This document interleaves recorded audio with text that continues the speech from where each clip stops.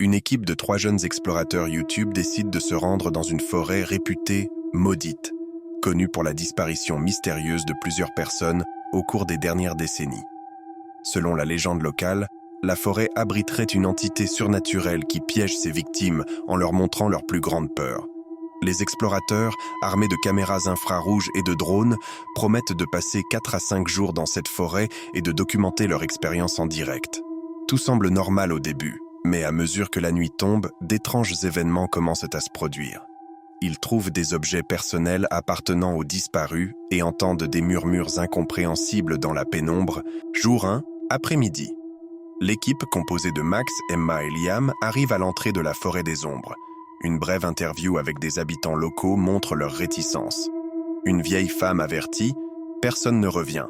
La forêt garde ceux qui s'y aventurent. » Max, le leader confiant, rassure le groupe en disant que les légendes ne sont que des histoires pour effrayer les curieux. Il s'enfonce dans la forêt en filmant les lieux. Les premiers plans montrent une végétation dense et des arbres gigantesques recouverts de mousse. Tout semble paisible, mais Emma remarque déjà un silence inquiétant. Pas d'oiseaux, pas d'insectes. Découverte troublante. Jour 1, soirée. Alors que la lumière décline, l'équipe tombe sur un camp abandonné. Des tentes déchirées, des vêtements éparpillés et un journal trempé contenant des mots incohérents. Il regarde. Il sait. Ils trouvent une photo de famille ancienne, mais les visages sur la photo sont flous, comme s'ils avaient été effacés avec le temps. Emma commence à ressentir une oppression. Elle affirme avoir vu une ombre bouger entre les arbres, mais Max et Liam ne voient rien. Leur drone capte une anomalie, une zone de la forêt qui semble constamment enveloppée d'un brouillard, peu importe l'angle ou l'altitude. Intrigués, ils décident de s'en approcher après avoir monté leur camp pour la nuit. La nuit tombe. Jour 1, minuit. Ils s'installent près du camp et allument un feu. Tout semble calme jusqu'à ce que des bruits étranges commencent. Des branches qui craquent comme si quelqu'un marchait autour d'eux. Un sifflement aigu provenant de nulle part. Des murmures incompréhensibles enregistrés par leur micro, mais que leurs oreilles ne captent pas. Liam part vérifier une caméra qu'ils avaient à placer à 50 mètres. Il revient en courant, visiblement effrayé, affirmant avoir vu une silhouette massive avec des yeux brillants. Les tensions montent, et le groupe décide de ne pas dormir, mais de surveiller la forêt ensemble. Le point de rupture. Jour 2, 3 heures du matin. Le brouillard s'épaissit soudainement autour de leur camp, rendant la visibilité quasi nulle. Leur GPS perd le signal, et les batteries de leurs caméras et lampes commencent à s'épuiser sans raison apparente. Emma remarque des symboles gravés sur les arbres qu'ils n'avaient pas vus avant, des cercles entrelacés avec une main à l'intérieur. Les murmures s'intensifient, comme si la forêt elle-même respirait. Max tente de calmer tout le monde, mais Emma s'éloigne après avoir vu une lumière dans le brouillard. Les 2 autres la poursuivent, mais elle disparaît complètement, ne laissant que sa caméra. En la visionnant, ils voient qu'elle a filmé quelque chose.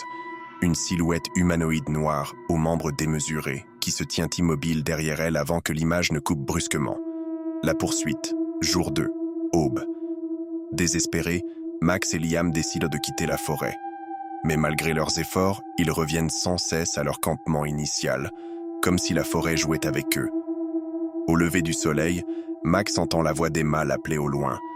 Contre l'avis de Liam, il décide de suivre la voix. Quelques minutes plus tard, Liam entend un cri de Max, mais lorsqu'il le cherche, il ne trouve que son sac abandonné. Liam, désormais seul, devient paranoïaque. Il commence à halluciner, voyant des visages dans les arbres et des ombres qui bougent autour de lui. La caméra qu'il porte capte furtivement l'entité, mais il semble ne pas la voir. La confrontation.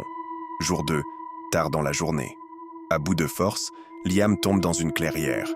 C'est là que l'entité apparaît devant lui, cette fois complètement visible. Une créature massive, humanoïde, aux yeux rouges brillants, avec une peau semblable à de l'écorce et une aura noire tourbillonnante. Elle ne parle pas, mais Liam entend sa propre voix résonner dans sa tête, comme si ses pensées étaient manipulées. L'écran de la caméra de Liam devient noir, mais son souffle paniqué est toujours audible. La dernière image qu'il filme est une main massive qui s'approche avant que l'écran ne coupe définitivement. Quelques jours plus tard, des randonneurs découvrent l'un des drones de l'équipe qui a filmé une étrange lumière dans la forêt. La vidéo est diffusée dans les médias locaux, mais les autorités refusent de commenter. Cette vidéo est dédiée à Max, Emma et Liam. La forêt des ombres garde ses secrets, mais un jour, la vérité sera révélée.